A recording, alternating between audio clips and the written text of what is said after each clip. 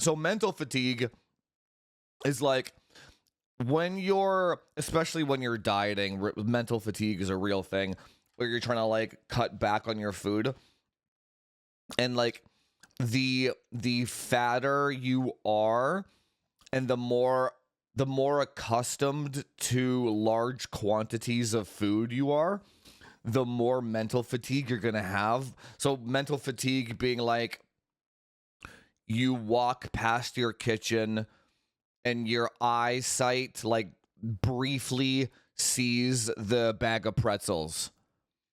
And then it's like you don't notice it in the moment. You don't like, you're just kind of like, so it's fine, it's there. You don't notice it, but it kind of like takes like a little tick off of your like fatigue for the day. And like all the different fatigues add up and shit, right? So like you walk past the kitchen like 10 times and you see the bag of pretzels there, or whatever your vice is. On like the 9th or 10th time, you'll cave. Pay attention to that shit, but it's all like subconscious, right? You'll be like, oh shit, I'll just get the pretzels this time. So then once the total fatigue for the day has added up enough times, that's why usually at the end of the day, why is snacking always at the end of the day? Because all the fatigues have hit you so far during the day, so that at the end of the day you're just like, oh, you want to just sit down, watch Netflix. Obviously there's physical fatigue, right? Physical resistance fatigue is not applicable to this, but resistance fatigue is when you know you should do something, but you're like procrastination fatigue as well. Similar. Like this is the best way I can articulate this. Here we go. Let me articulate this way. Fatigue. And then each person has a different container of how much fatigue they can handle in a day, right? That's exactly it. Yeah, it's like what's up TV the Greek, what's up Zinky? So like let's say you walk past the kitchen and you see like the bag of pretzels, 1 tick, and then you get yelled at by your boss for like being 4 minutes late, tick. That's probably a bigger tick, to be honest. It's just fucking annoying, right? And you can't talk back to them and shit. The client on the phone gives you a hard time, tick, or whatever, right? This is a little fucking ticks like that, right? And then when you get home, let's say you get home at like 4 p.m. or 5 p.m. from your job or whatever, you know you have to go to the gym, or you know you have to do some kind of exercise, right? And like there's an interesting concept of content creators get resistance fatigue the most. I get this one a lot. So there's a concept of, this is totally just like random. We'll talk about the RDNA stuff in a bit, but like there's a concept that's called like reducing the amount of steps required to get an action done.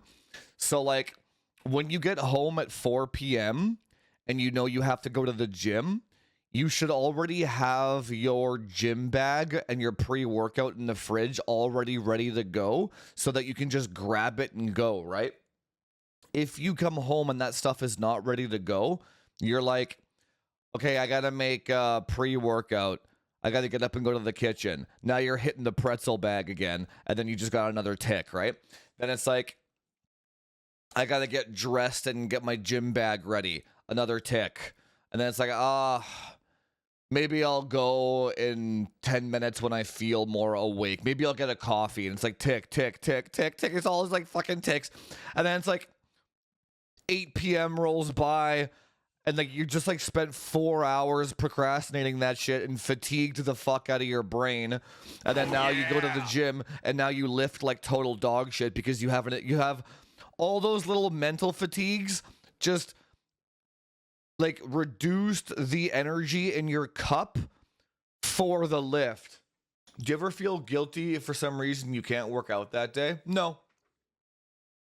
That's really rare. But that's rare, but it doesn't bother me because you just zoom out. Like I couldn't go to the gym on Thursday for some reason. I can't remember now. We did Techonomics. I can't remember now. I couldn't gym on Thursday before dodgeball, right? Who gives a shit? I'm gonna do it today after the stream, right? So it's like you go every day, you go every day, you go every day, you miss a day. And then you just go every day. Go every day. Oh, you miss a day. Go every day, go every day. And it doesn't matter. It's like, yeah, the guy that doesn't miss any days, he like is a little bit further ahead, but then you just like, can you really tell fucking 10 years later? Probably not. In fact, maybe the guy that actually missed a day here and there probably got more recovery so that he could lift even harder on the next session and make even more gains. No, it doesn't bother me at all. Just like, no, not at all. Like life happens, right? But like, let me be clear about that though.